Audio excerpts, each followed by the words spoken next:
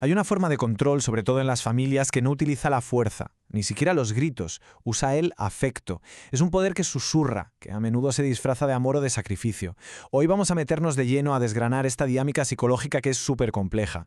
Un poder que no opera en el terreno de las acciones, sino en el del significado. Vale, fijaos en esta frase porque aquí está la clave de todo el asunto. El poder del que estamos hablando no está en lo que se hace, sino en cómo se interpreta todo. No se trata de dar órdenes directas, que va. Se trata de construir un relato, una narrativa, en la que ciertas acciones, ciertas decisiones, se vuelven simplemente incuestionables. Entonces, ¿cómo funciona este control que es, a todas luces, invisible? La persona que lo ejerce no necesita imponer su versión de los hechos por la fuerza. Su verdadera habilidad es otra.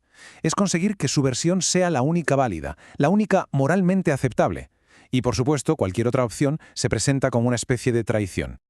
Y aquí es donde la cosa se pone seria, porque la amenaza no es un castigo externo. No, la amenaza es, si no lo haces, eso dice algo muy malo sobre ti.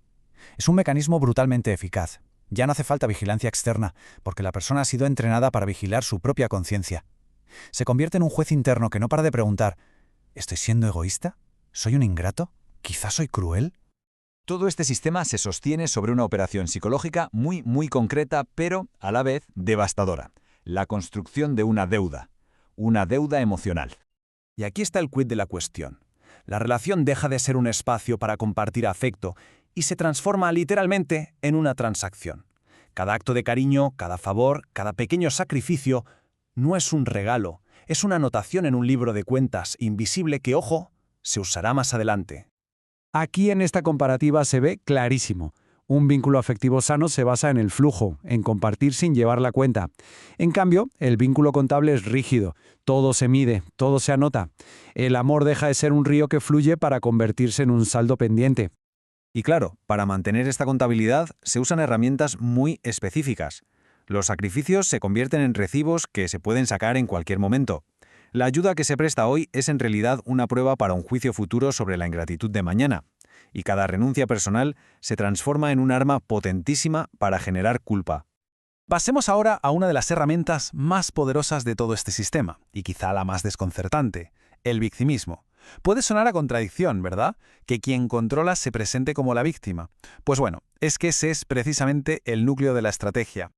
Esta es la pregunta del millón, y entender la respuesta es clave para comprender la psicología que hay detrás. Y no es por debilidad en absoluto, es por algo mucho más profundo, mucho más estratégico. Es una maniobra para mantener el control justo cuando se siente que se está perdiendo. Ojo, y esto es muy importante que quede claro. La mayoría de las veces no es un plan maquiavélico y consciente, es una defensa psíquica, un mecanismo que salta de forma automática para proteger una imagen de sí misma que es en realidad muy frágil. La persona sencillamente no puede tolerar la idea de verse como alguien que manipula o que hace daño. Este victimismo cumple 3 funciones que son cruciales. Primero, restaura el control. Si se muestra como alguien que sufre, genera en el otro una sensación de responsabilidad y culpa que lo devuelve a la obediencia. Segundo, evita la autoconfrontación. Mientras el otro sea el agresor, no hay necesidad de mirarse al espejo. Y tercero, y más importante, protege su identidad. No, yo no soy controladora, soy una incomprendida. No domino, es que doy demasiado. Y esta es la conclusión fundamental de esta parte. En este contexto, asumir el papel de víctima no es un signo de vulnerabilidad, para nada. Es la última y más desesperada jugada para retener el poder cuando las otras tácticas ya no funcionan. Para profundizar todavía más en esto, podemos recurrir a un concepto de la psicología de Carl Jung que viene como anillo al dedo, el concepto de la sombra. Nos da un marco excepcional para entender por qué la persona que controla necesita que sea otra persona la que cargue con todos sus rasgos negativos. A ver, para que nos entendamos, las sombras según Jung son todos esos aspectos de nuestra personalidad que consideramos inaceptables y que por eso mismo reprimimos y mandamos al inconsciente. Hablamos de egoísmo, de la necesidad de poder, del miedo al abandono, rasgos que en realidad tenemos todos, pero que esta persona es incapaz de reconocer en sí misma. Y aquí está la magia, por así decirlo, el mecanismo de la proyección en su forma más pura. Como no puede reconocer esas cualidades oscuras en su interior, las ve fuera, las ve reflejadas en la persona a la que controla. Es una forma perfecta de expulsar la culpa y de mantener intacta esa autoimagen idealizada que tanto necesita. Y así es como la otra persona acaba cargando con el peso de la sombra de otro. Se convierte en el ingrato, en la egoísta, en el cruel, justo las etiquetas que la persona controladora no puede soportar ni por un segundo ver en sí misma.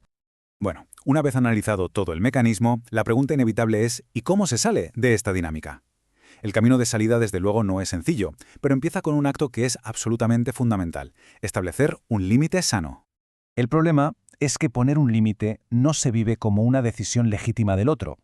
Para quien controla, es un ataque existencial, una traición que amenaza con derrumbar toda su estructura psíquica. Y por eso, claro, la reacción es siempre tan desproporcionada.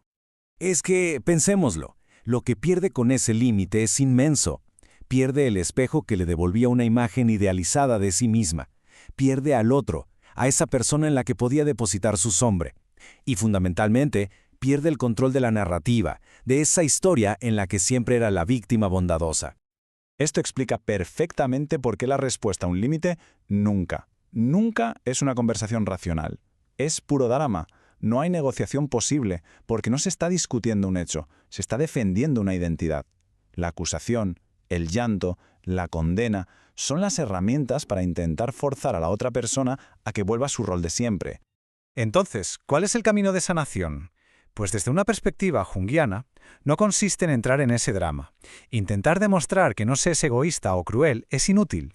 Es una trampa, porque solo mantiene a la otra persona en su cómodo papel de juez. La verdadera liberación llega al interiorizar por completo la idea que vemos aquí. La tarea de gestionar la estabilidad emocional de otra persona sencillamente no nos corresponde. Sanar significa retirar nuestra energía de ese juego y, simple y llanamente, dejar de participar en el drama. Y este es el resultado final de establecer un límite, y sobre todo de mantenerlo. Cuando la víctima se queda sin su público, sin alguien que acepte la culpa y participe en su obra de teatro, la estructura narcisista se queda a solas consigo misma. Y se ve obligada, quizás por primera vez, a enfrentarse a esa sombra que tanto ha temido y evitado. Y cerramos con este pensamiento, que lo resume todo. La victimización, en estos casos, no surge del sufrimiento, sino de la incapacidad de verse como alguien que daña. Es el último bastión del poder, la estrategia final para evitar la autoconfrontación cuando el control sobre el otro por fin comienza a desvanecerse.